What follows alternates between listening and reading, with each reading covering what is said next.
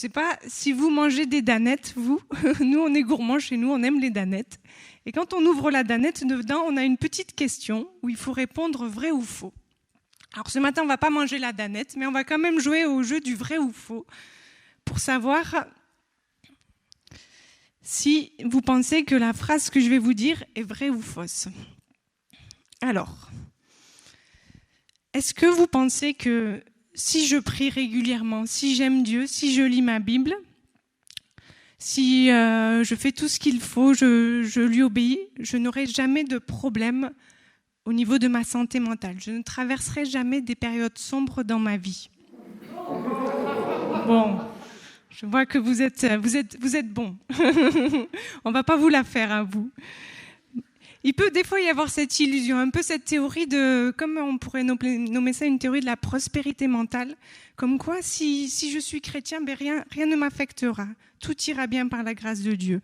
Et justement, vous avez raison, c'est faux. En tant que chrétien, on a tous des périodes où parfois on est triste, parfois on a un moment où les choses sont plus compliquées, où des idées noires peuvent tourner dans notre tête, toutes ces angoisses viennent nous saisir, voilà, c'est un peu plus compliqué. Et c'est pas juste un manque de volonté, c'est pas juste un manque d'effort, c'est pas juste, on fait pas ce qu'il faut. Mais non, c'est bien plus compliqué que ça. Et ce que j'aime dans notre réseau d'église, c'est qu'on a la liberté d'en parler. Je vois que vous êtes déjà bien aguerris par rapport à ces choses. Et ces choses ne sont pas tabous au milieu de nous. Il y a une ouverture vraiment dans ce domaine. On n'est pas dans le domaine de condamner ou de juger ceux qui peuvent avoir des temps difficiles, mais on a vraiment de l'ouverture.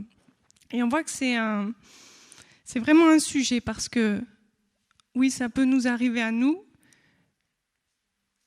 et c'est un sujet qui est aussi mentionné dans la Bible. Il y a de nombreux personnages bibliques qui ont eu des périodes sombres. On peut penser à David, à Jérémie, à Job. Il y en a eu d'autres encore. Et il y en a eu un particulièrement, c'est Jésus. Jésus aussi a eu une période un peu compliquée. Alors Jésus, on va s'attarder là-dessus ce matin, sur cette période, sur ce passage-là.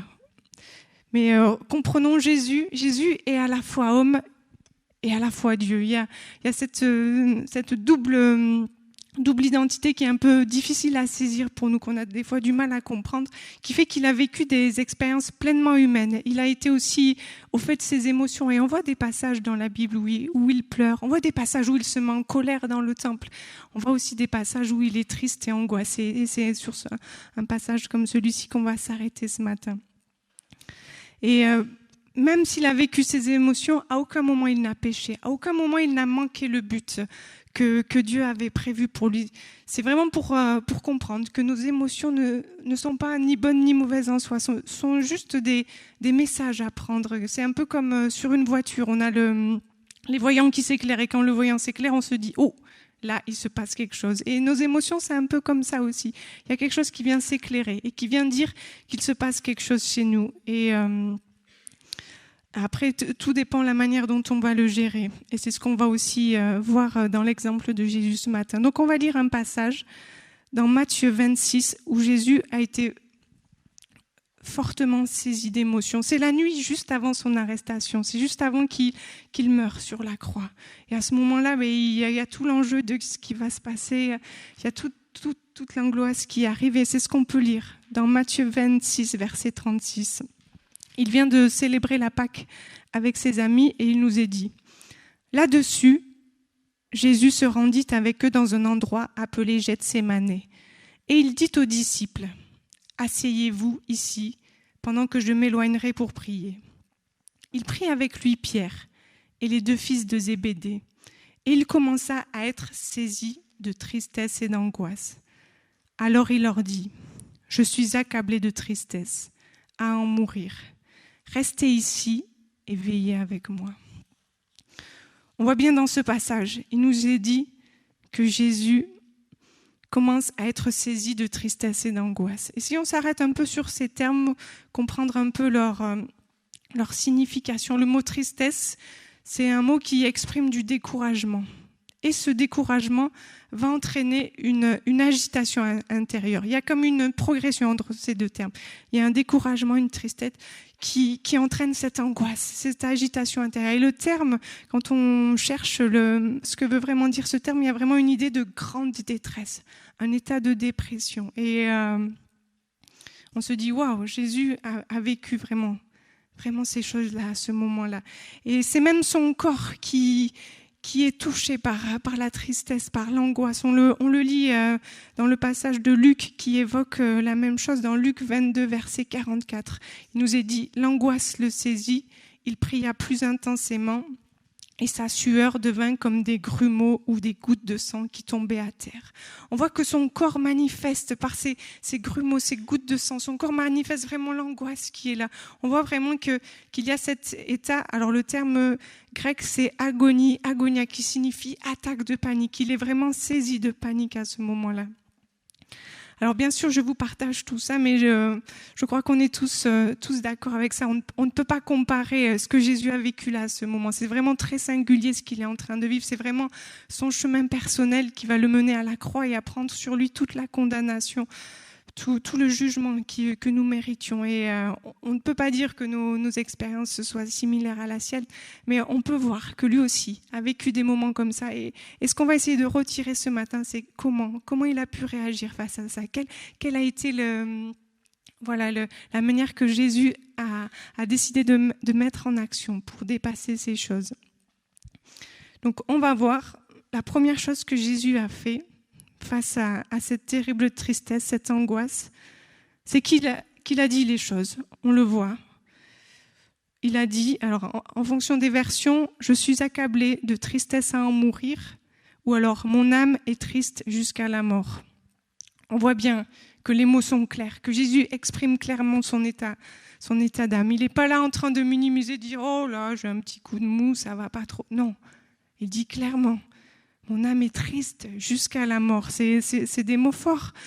Et on voit vraiment que Jésus est authentique, que Jésus ose dire les choses, que Jésus ose exprimer ce qu'il y a sur son cœur. Et une des raisons pour lesquelles il est authentique, une des raisons pour lesquelles il peut exprimer ça, si on reprend bien le contexte, si on regarde là où il est en ce moment, Jésus se retrouve avec trois de ses amis les plus proches, Pierre, Jacques et Jean. Il leur a dit de venir avec lui. Il est avec ces personnes-là, c'est plus intime, c'est plus proche. Il est en confiance. Et dans ce cadre-là, il peut être vrai. Il peut être lui. Il ne l'a pas fait devant la foule, il ne l'a pas fait devant les 12, il ne l'a pas fait devant tout le monde. Il choisit un moment de confiance avec ses amis proches.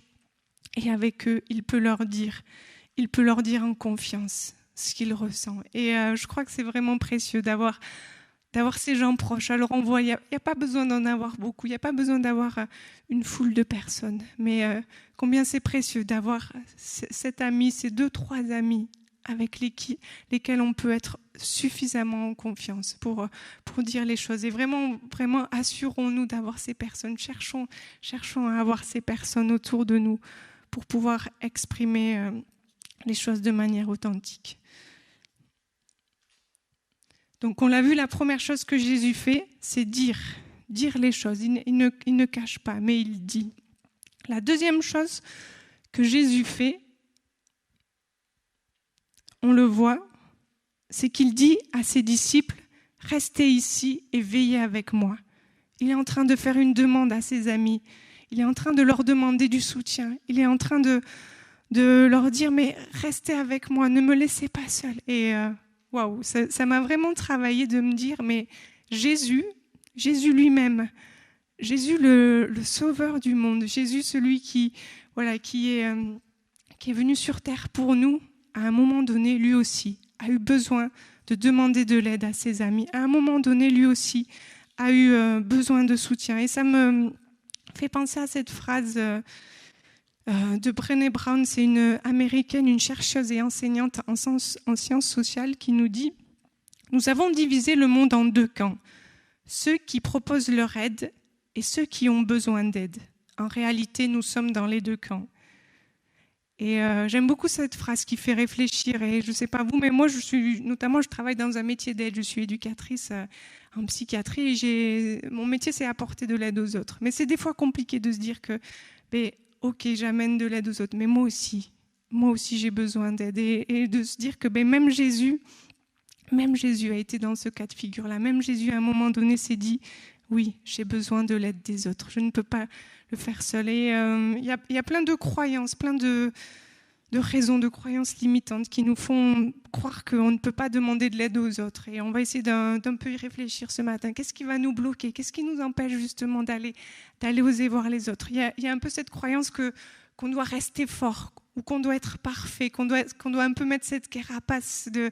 Voilà, je ne montre rien parce que si je montre quelque chose, ça va être une véritable faiblesse. Et finalement, toute ma valeur va m'anéantir. Et tout ça, c'est des fausses croyances qui nous empêchent finalement d'oser montrer qui on est réellement, qui sont finalement comme une forme d'orgueil, qui nous retiennent de toute la richesse et de ce qu'on pourrait avoir dans les relations. Il y a aussi cette croyance de se dire... mais en fait, je peux me débrouiller seule. Et on est beaucoup dans cette culture-là, un peu de l'autosuffisance. Il faut y arriver tout seul. Il faut être indépendant, il faut être autonome, il faut y arriver tout seul.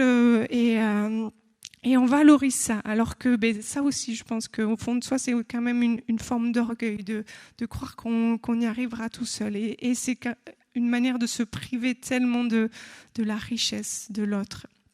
Il y a aussi une croyance qui peut nous dire je ne vais pas être compris, personne ne va vraiment pouvoir m'aider, personne ne saura vraiment apporter l'aide nécessaire dans ma situation. Et le problème de cette croyance-là, c'est qu'elle va encore plus nous isoler. On va encore plus se fermer sur nous-mêmes et finalement, on sera encore plus découragé. Ce sera comme un cercle vicieux qui nous refermera sur nous et qui nous empêchera finalement d'aller vers l'autre. Il y a encore peut-être cette croyance qui peut nous faire croire que je vais être un poids pour l'autre, je vais être un fardeau, je vais le déranger avec ma situation, je ne peux quand même pas lui confier ça, ça va être lourd pour lui. Et je ne veux pas être une charge pour les autres, je ne veux pas faire ça pour les autres, je ne veux pas gêner. Et tout ça, pourtant la Bible nous le dit. Et dans Galates 6, verset 2, on peut lire « Aidez-vous les uns les autres à porter vos fardeaux. De cette manière, vous accomplirez la loi du Christ. » C'est vraiment une préconisation de la Bible. Aidons-nous à porter nos fardeaux. Et c'est comme ça qu'on accomplit la loi du Christ. C'est comme ça qu'on manifeste l'amour les uns pour les autres, qu'on vit cet amour que Dieu veut qu'on vive. Et c'est sûr, ça demande beaucoup de courage, ça demande beaucoup de vulnérabilité. Mais combien c'est bon, combien même la personne ne nous apportera peut-être pas l'aide exactement comme il faudrait, mais combien c'est bon juste de savoir qu'elle est là pour nous écouter, qu'elle est là pour prier avec nous, qu'elle est là pour nous soutenir. Quel réconfort de savoir cela. Et parfois, il y a quand même des difficultés qui reviennent, qui se répètent dans nos vies, qui sont récurrentes, comme des problèmes un peu insolvables. Et dans ces cas-là, je vous invite vraiment, dans cette démarche de demander de l'aide, à vraiment vous tourner vers un professionnel, de la santé mentale, un psychologue, un psychiatre, quelqu'un qui pourra vous aider quand la difficulté vraiment semble persister et se reproduire. Et c'est vrai qu'on a ce réflexe quand c'est notre santé physique. Par exemple, moi j'ai eu un problème assez spécifique à l'œil.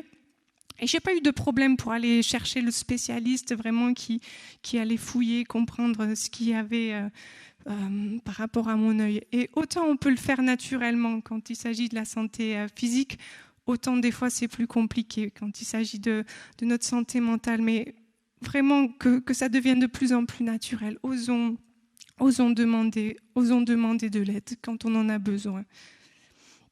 Donc, on l'a vu, la première chose que Jésus a fait, c'est de dire les choses. La deuxième, c'est de demander du soutien.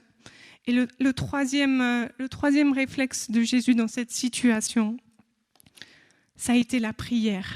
Et on va lire cette prière dans Matthieu 26, versets 39 à 46. Puis, il avança de quelques pas, se jeta le visage contre terre et fit cette prière. « Mon Père, si cela est possible, que cette coupe s'éloigne de moi. Toutefois, non pas ce que je veux, mais ce que tu veux. » Il revint vers les disciples qu'il trouva endormis et dit à Pierre, « Vous n'avez donc pas pu rester éveillés une seule heure avec moi ? Restez vigilants et priez pour ne pas céder à la tentation. L'esprit est bien disposé, mais par nature l'homme est faible. » Il s'éloigna une deuxième fois et fit cette prière. « Mon Père, s'il n'est pas possible que cette coupe s'éloigne de moi sans que je la boive, que ta volonté soit faite. » Il revint et les trouva encore endormis, car ils avaient les paupières lourdes. Il les quitta, s'éloigna de nouveau et pria pour la troisième fois, répétant les mêmes paroles. Puis il revint vers ses disciples et leur dit, « Vous dormez maintenant et vous vous reposez ? Voici, l'heure est proche, et le Fils de l'homme est livré entre les mains des pécheurs. Levez-vous, allons-y, celui qui me trahit s'approche. » Donc on le voit bien, face à cette détresse, face à ce moment d'angoisse et de tristesse, le réflexe de Jésus, c'est de venir auprès de son Père. Et c'est vraiment ce qu'on disait ce matin. À qui d'autre irions-nous ? C'est lui qui a les paroles de la vie éternelle. À qui d'autre irions-nous ? Et vraiment, Jésus, c'est son réflexe. Il veut aller auprès de son Père. À qui d'autre pourrait-il aller dans ces moments-là ? C'est vraiment son Père. C'est vraiment celui qui le connaît le mieux. C'est vraiment celui auprès de qui il peut s'épancher. Et on voit vraiment qu'il s'adresse à lui au travers de la prière. Et alors, ce matin, on va parler de la prière, mais je voudrais vraiment vous renvoyer à la prédication de Jean-Marc de la semaine dernière, qui a vraiment fait une belle prédication sur la prière et qui donne vraiment la prière dans sa globalité et son équilibre, comment vivre cette prière équilibrée. Alors aujourd'hui, on va peut-être un peu plus s'accentuer sur la prière dans les temps de souffrance, mais vraiment pour une vie de prière équilibrée, je vous renvoie à la prédication de dimanche dernier de Jean-Marc Potenti. Alors, ce matin, nous, on va un peu plus accentuer sur les temps de souffrance. Et il y a un verset dans la Bible que j'ai redécouvert en préparant cette prédication, dans Jacques, chapitre 5, verset 13, qui dit « L'un de vous passe-t-il par la souffrance qu'il prie ?» Alors, j'ai été interpellée par ce verset qui paraît en fait très facile, qu'on passe par la souffrance qu'on prie. Ça ne nous demande pas de faire des choses trop compliquées, ça ne nous demande pas des choses hors de notre portée. La prière, c'est vraiment quelque chose d'accessible. La Bible nous encourage vraiment à cette solution très, très concrète, très pratique. Si vous passez par la souffrance, priez. Et je crois que c'est vraiment bon de questionner la place de la prière dans nos vies. Est-ce que j'ai recours à la prière dans ma vie ? Quelle place a la prière dans ma vie ? Et on ne peut pas dire que l'absence de prière, la négligence de prière explique tout. On ne peut pas dire que c'est parce que je ne prie pas, que je n'ai pas de travail, que je suis encore malade. Non, on ne peut pas faire des conclusions comme ça. Mais par contre, on peut se dire que l'absence de prière nous prive véritablement d'un temps de rafraîchissement, d'un temps de communion, d'un temps de bénédiction, d'un temps où Dieu lui-même veut nous apporter son aide. L'absence de prière nous prive réellement de choses précieuses, de bienfaits qu'on pourrait trouver si on prenait le temps de s'arrêter dans sa présence, de venir auprès de lui. Et on a besoin de se rappeler peut-être régulièrement pourquoi on prie, quel sens a la prière dans ma vie, pourquoi est-ce que je viens auprès de Dieu. Et on voit que pour Jésus, la prière avait vraiment une place particulière. Et on voit bien que Jésus ne fait pas ça de manière religieuse. Il n'est pas là pour en mettre plein la vue aux autres. Regardez, moi je prie. Non, c'est pas du tout ça son attitude. Il n'est pas en train de vouloir prouver quelque chose. Il n'est pas non plus en train de prier un peu comme une superstition. Si je prie, c'est bon, il va rien m'arriver. Ça va, ça règle tout. Non, c'est pas ça non plus. Il ne fait pas non plus ça par obligation, quelque chose de contraignant. Bon, voilà, il faut le faire. Non, il n'est pas non plus en train de faire passer ça au second plan. Jésus a vraiment un emploi du temps chargé, c'est ce qu'on peut dire, mais la prière n'a jamais été négligée dans sa vie, ça n'a jamais été quelque chose de secondaire, jamais quelque chose qui est passé au second plan.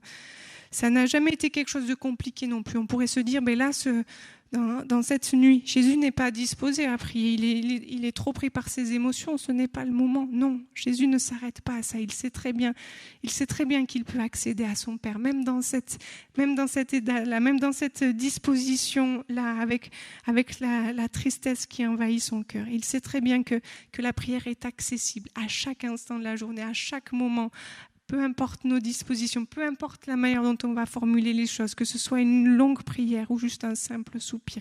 Jésus sait très bien ces choses et c'est pour ça qu'il s'adresse à son Dieu, qu'il va auprès de lui. C'est vraiment un besoin. On a des besoins comme manger, dormir. Ces choses-là, c'est essentiel. On va en tenir compte. Mais la prière, c'est aussi ce besoin-là indispensable de se connecter à Dieu, de s'en remettre à lui, de venir auprès du Père et de s'attendre à lui, de juste se relier à sa présence et d'être là avec lui. Et c'est vraiment un cadeau merveilleux. La prière, de se dire que le grand Dieu de l'univers se rend disponible pour m'écouter. Le soir, avec les enfants, on lit un livre qui nous parle, qui fait du lien avec les sciences et par rapport aux enseignements que Dieu veut nous faire. Et notamment, il nous expliquait que dans l'espace, c'est très compliqué de communiquer. L'air n'est pas la même que sur Terre et le son n'est pas de très bonne qualité. Même des fois, on entend très peu le son. Du coup, on a besoin de talkie-walkie pour bien s'entendre et bien communiquer. Et quand on réalise, à côté de ça, que quand on veut s'adresser au grand Dieu de l'univers, lui, par contre, il nous entend de suite. Il est toujours accessible, il est toujours prêt à entendre ce qu'on a à lui dire. Il est toujours disponible pour écouter notre prière. Mais c'est tellement bon de se le rappeler et de se dire « Waouh, mais mon Dieu est toujours là, prêt à recevoir ma prière. Ma prière va lui parvenir instantanément. Il n'y aura pas de difficulté pour qu'elle arrive jusqu'à son oreille. Ça ne va pas être compliqué parce qu'il est là. Il est disposé à écouter ce que j'ai à lui dire. » Alors, on va avancer un peu pour voir comment prier, comment s'adresser à Dieu en cas de difficulté. Il y a ce verset dans 1 Pierre 5, versets 6 à 7 qui nous dit « Déchargez-vous sur lui de tous vos soucis, car lui-même prend soin de vous. » Et oui, on a vraiment besoin de se décharger et j'aime bien cette illustration qui nous montre que voilà, on a notre paquet de soucis et on peut lui amener, on peut lui déposer à la croix, on peut lui donner notre fardeau, se repentir aussi de vouloir faire sans lui et vraiment s'attendre à lui. Mais des fois, on a aussi cette attitude-là. Une fois qu'on a déposé le fardeau, c'est que on le reprend aussitôt. On repart avec finalement. Et j'aime beaucoup cette image, je la trouve très interpellante, mais je crois que des fois, ça reflète un peu notre état d'esprit. On sait qu'on peut se décharger, mais jusqu'à quel point on va lui abandonner les choses? Jusqu'à quel point on croit qu'on peut se décharger de tous nos soucis? La Bible dit bien tous nos soucis, et des fois on se dit, bon, celui-là, ok, peut-être c'est bon, mais les autres, c'est moi qui gère. Bon, des fois, on a ces raisonnements-là pour se dire... Non, je vais quand même garder les choses parce que peut-être que moi aussi, je sais comment il faut faire. Non, Jésus nous explique clairement, déchargez-vous sur lui de tous vos soucis. Déposez tout, apprenez à faire avec moi, arrêtez de vouloir faire tout seul, repentez-vous de cette attitude-là. Et qu'est-ce que Dieu nous dit? Dieu lui-même prend soin de nous. Et qu'est-ce que c'est bon de savoir que Dieu lui-même, Dieu en personne, est concerné par ces soucis-là. Dieu lui-même va s'occuper de la situation qu'on vient lui déposer. Et nous, notre part, finalement, elle est presque simple. Il faut qu'on apprenne à se décharger. Mais malheureusement, c'est parfois bien compliqué. Mais on peut avoir cette assurance que, dans tous les cas, Jésus fera toujours sa part. Jésus aura toujours... On peut avoir toujours cette certitude qu'il veut prendre soin de nous dans chacune des situations de nos vies. Un autre verset nous explique comment s'adresser à Dieu. C'est Philippiens 4, versets 6 à 7. « Ne vous inquiétez de rien, mais en toute chose faites connaître vos besoins à Dieu par des prières et des supplications avec des actions de grâce. Et la paix qui surpasse toute intelligence gardera vos cœurs et vos pensées en Jésus-Christ. » Voilà, ce texte nous explique de simplement faire connaître nos besoins à Dieu, lui exprimer, dire les choses, Le faire aussi dans cette attitude de reconnaissance, avec des actions de grâce, sachant déjà tout ce que Dieu a déjà fait, et avec cette foi qu'il est encore capable, avec cette espérance en ce Dieu tellement bon. Et quelle sera la conséquence de tout cela? C'est la paix. Et une paix vraiment spéciale, une paix qui surpasse toute intelligence. Et moi, ça m'impacte vraiment parce que, je ne sais pas vous, mais des fois, la paix, elle est dure à trouver. Bien souvent, nos pensées tournent en boucle dans nos situations et elles sont fortes pour nous rappeler tout ce qui ne va pas, pour imaginer le pire scénario catastrophe de la situation. Nos pensées sont assez fortes pour vouloir nous voler la paix. Et pourtant, ce verset nous parle bien qu'au travers de la prière, on peut accéder à cette paix-là qui va surpasser toute intelligence. Et il y a une expérience qui a été faite. J'aime beaucoup les neurosciences parce qu'on étudie le fonctionnement du cerveau et bien souvent, on arrive à prouver des choses que la Bible disait depuis bien longtemps. Et notamment, il y a une expérience qui a été faite. Il y a des chrétiens à qui on a donné la consigne, prie. Tourne-toi vers ton Dieu, pense à ton Dieu, chante des louanges. Et à ce moment-là, on a observé leur cerveau, on a regardé ce qui se passait et on a vu que dans leur cerveau, il s'activait une zone. C'est la zone qui sécrète la sérotonine. La sérotonine, c'est une hormone qu'on peut appeler l'hormone du bonheur. C'est une hormone qui va finalement amener de la paix, de la tranquillité en nous. Et on le voit vraiment que prendre le temps de s'arrêter, de se tourner vers Dieu, ça va amener ce calme, ça va amener ce bien-être, cette tranquillité en nous. La science vient même appuyer cela. Et ça me fait penser à ce verset, ce psaume 46, verset 10, qui dit « Arrêtez et sachez que je suis Dieu. Je domine sur les nations, je domine sur la terre. » On a vraiment besoin de ça, de s'arrêter pour savoir, pour comprendre, pour se tourner vers Dieu, pour réaliser à nouveau qui il est, se rappeler à nouveau qui il est pour moi, pour ma vie, dans ma situation, quel Dieu il est. Et la prière, c'est vraiment ça, se reconsidérer Dieu. Et une des choses qui m'aide à reconsidérer Dieu aussi dans sa grandeur et dans qui il est. Alors cet été, on est allé avec les enfants à la Cité de l'Espace à Toulouse et notamment il y a le planétarium où on est installé, où on nous explique tout le fonctionnement du système solaire, de la galaxie. Et c'est vraiment toujours fascinant. Et alors, de réaliser la grandeur de toutes ces choses. Alors, notamment pour nous aider un peu à capter ça, on nous explique que la galaxie, notre galaxie, la Voie lactée, comprend 200 à 400 milliards d'étoiles. Alors ça donne toujours le vertige de se dire ça.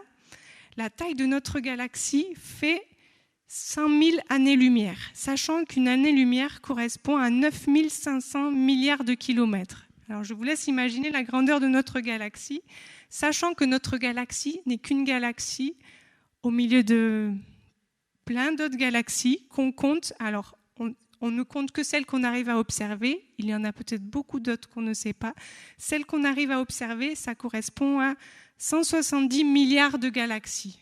Alors, je ne sais pas vous, moi, quand je réalise tout ça, quand je me rends compte de la grandeur de l'univers, je pense de suite à la grandeur de Dieu. Mais combien grand est mon Dieu?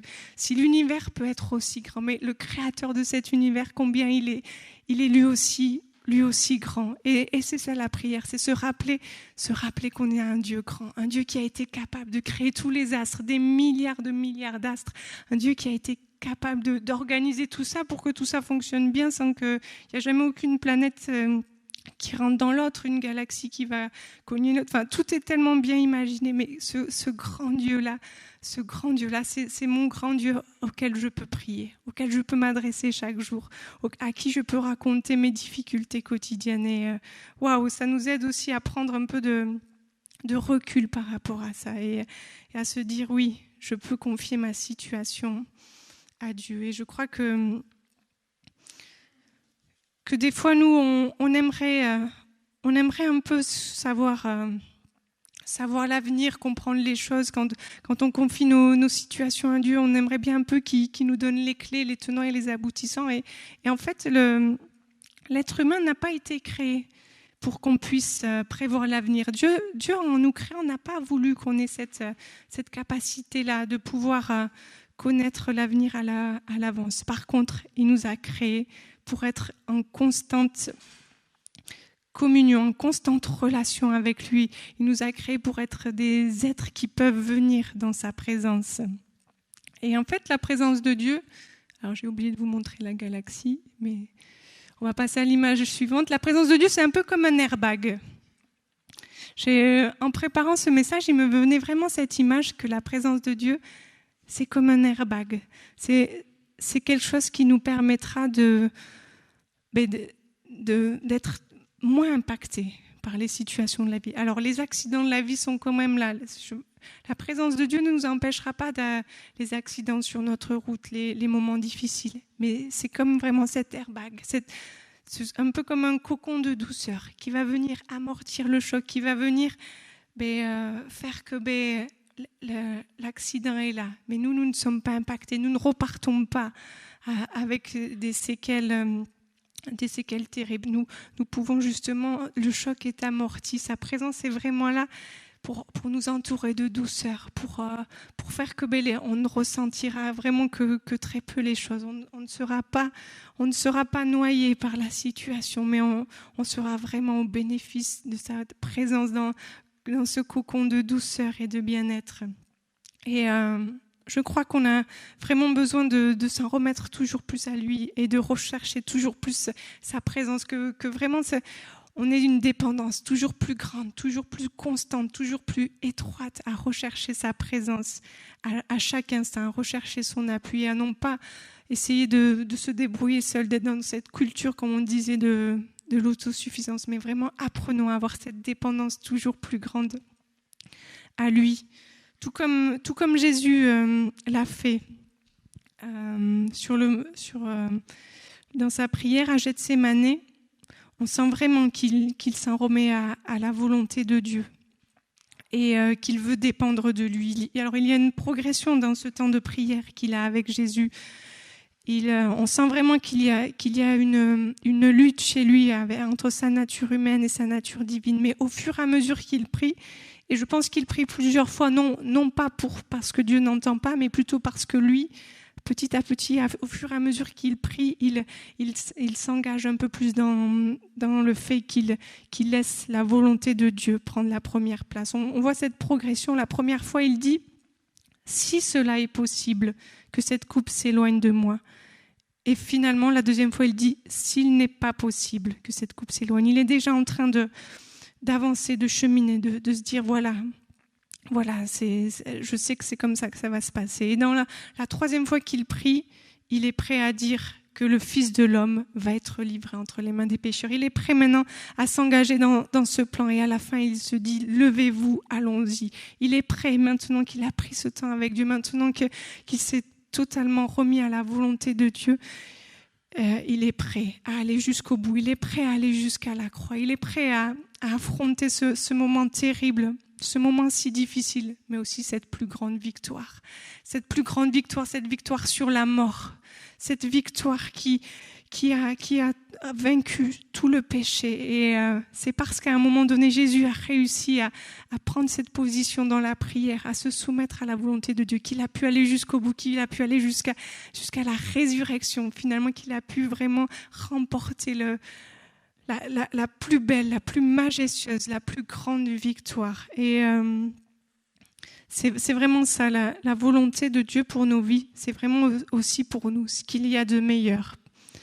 Et ce ne sera peut-être pas forcément des moments qui nous empêcheront de vivre des temps difficiles. Ce ne sera peut-être pas des moments sans problème. Mais c'est vraiment des temps qui nous amèneront à plus de vie, plus de Dieu en nous, plus de sa puissance au travers de nos vies, plus de compréhension de qui il est, plus de toutes ces choses. Et je crois qu'on peut avancer, nous aussi, sur ce chemin-là de la résurrection.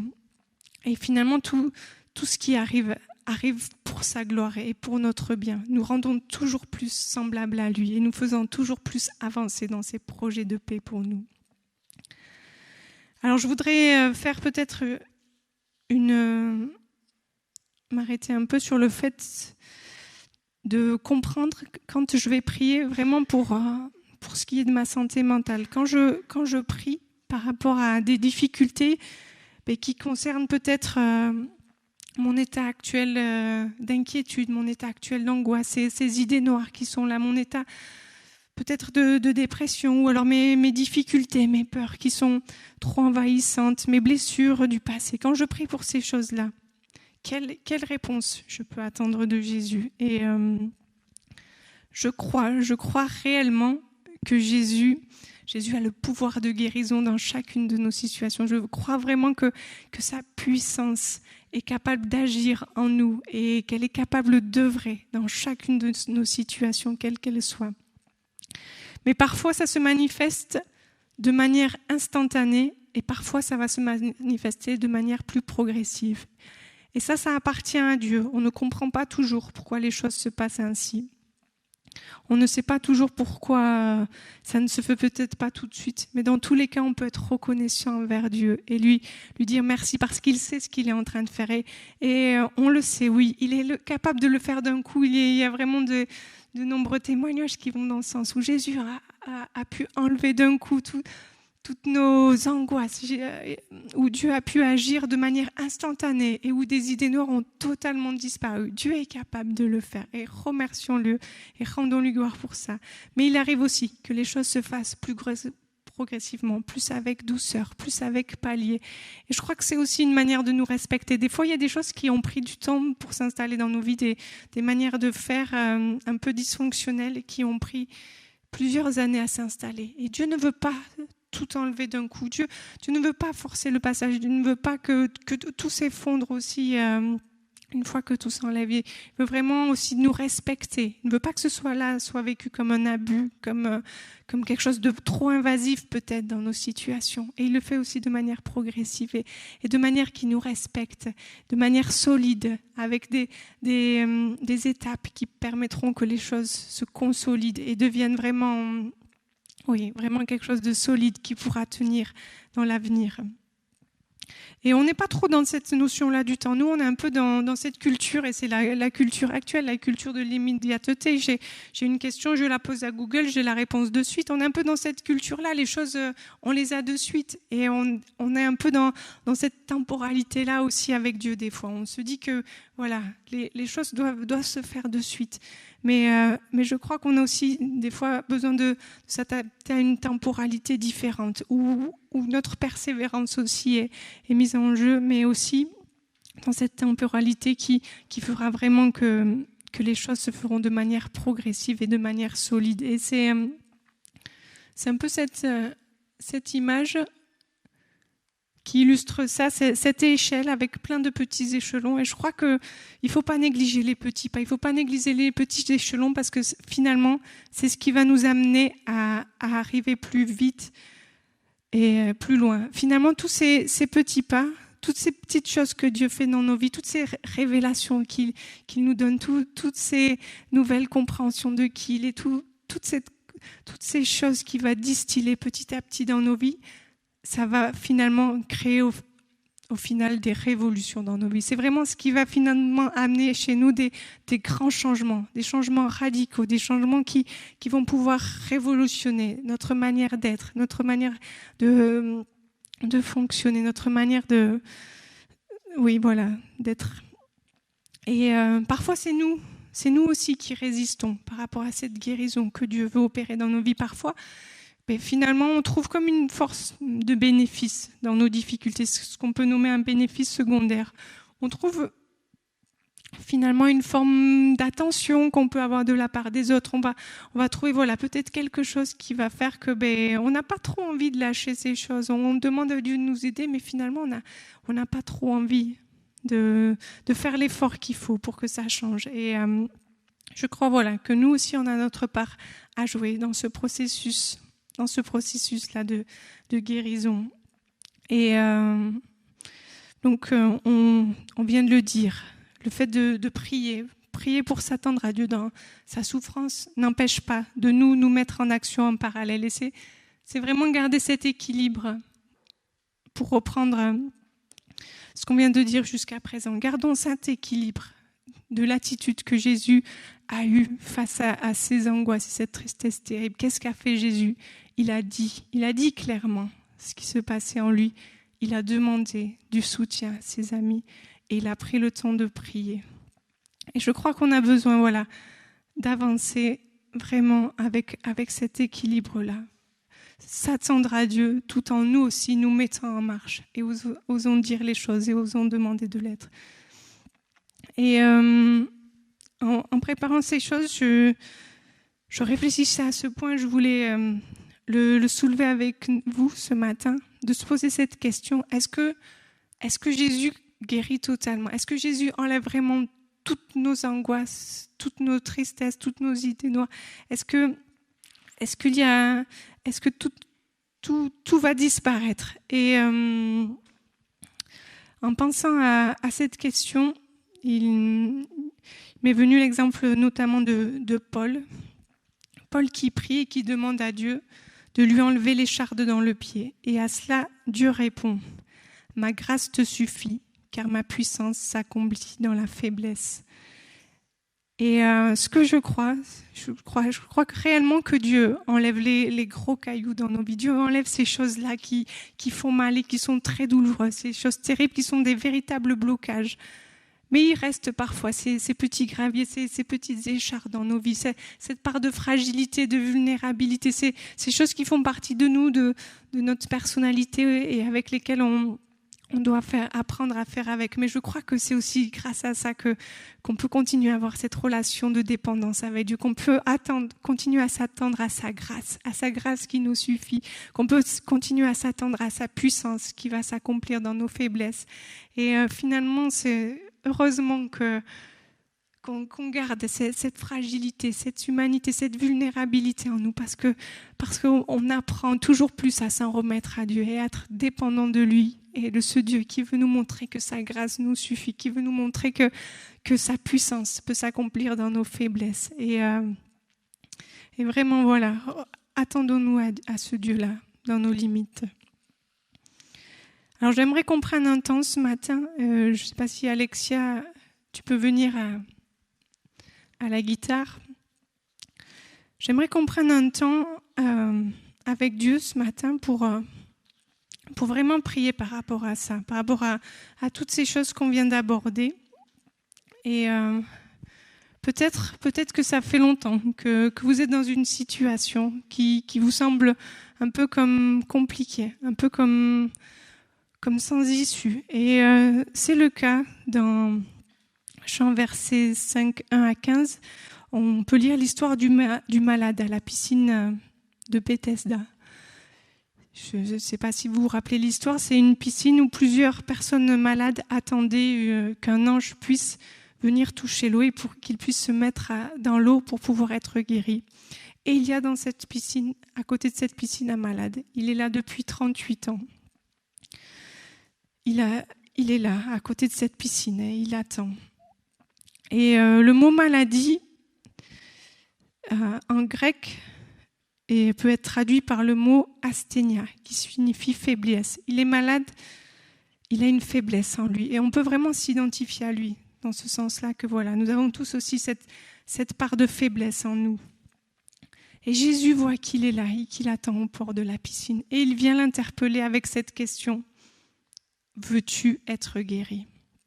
Et c'est vraiment une drôle de question quand on se dit, mais il est là depuis 38 ans, il attend, mais bien sûr, c'est évident, il veut être guéri. Mais pourquoi Jésus lui pose-t-il cette question ? Parce qu'il avait besoin d'entendre ça à ce moment-là.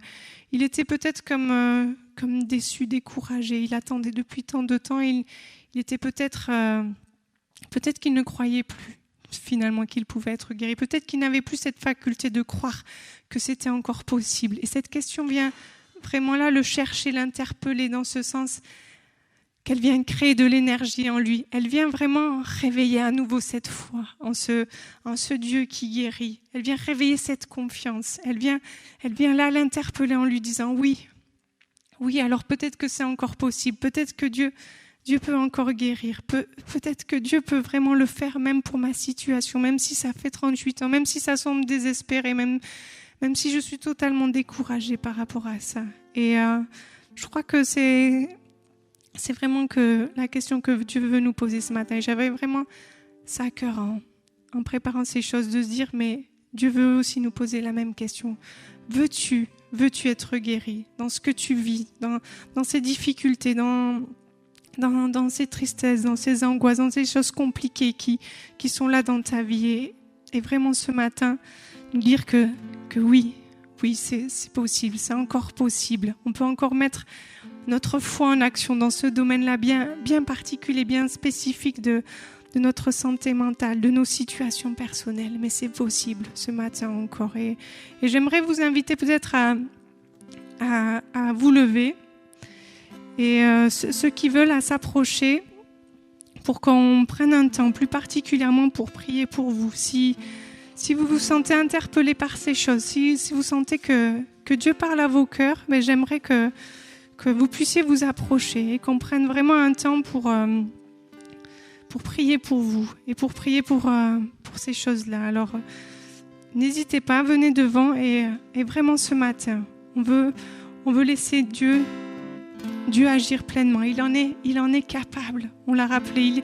Il y a cette puissance en lui, cette puissance qui est capable d'agir en nous. On peut s'attendre à lui. On peut pleinement s'attendre à lui. On peut pleinement s'attendre à ce qu'il veut faire dans ce domaine-là. Et peut-être c'est un domaine qu'on a du mal à montrer, à mettre en avant. Mais Jésus s'intéresse particulièrement à ces choses-là aussi. Alors, vraiment ce matin, n'hésitez pas à vous approcher et à vous attendre à lui, à croire à nouveau qu'il est possible, qu'il vienne dans ce domaine-là, qu'il vienne avec sa douceur et qu'il vienne avec son amour, qu'il vienne travailler, qu'il vienne venir œuvrer, faire son œuvre dans vos vies. Et il veut vraiment le faire. Il veut vraiment s'occuper lui-même de vos situations. Il veut vraiment que vous vous déchargiez sur lui. Et il veut vous donner cette paix qui surpasse toute intelligence. Il veut vous montrer qu'il est là présent et qu'il est ce Dieu tout-puissant, qu'il est ce grand Dieu de l'univers, ce grand Dieu qui a tout créé, mais qu'il est aussi ce Dieu proche et présent qui peut venir. Et peut-être, je ne sais pas si c'est possible que les responsables puissent venir prier pour les personnes qui se sont approchées, pour qu'on prenne vraiment ce temps pour laisser Dieu agir et pour s'attendre à nouveau à lui. Veux-tu être guéri ce matin? C'est Jésus qui te pose cette question. Veux-tu être guéri? Crois-tu encore que c'est possible? Crois-tu encore qu'il peut le faire? Et vraiment, attendez-vous à lui. Laissez-vous pleinement envahir par cette foi, ce renouveau de foi par rapport à ce domaine-là de vos vies. Que votre foi se mette en action, vraiment. Oui, il veut le faire. Oui, c'est possible.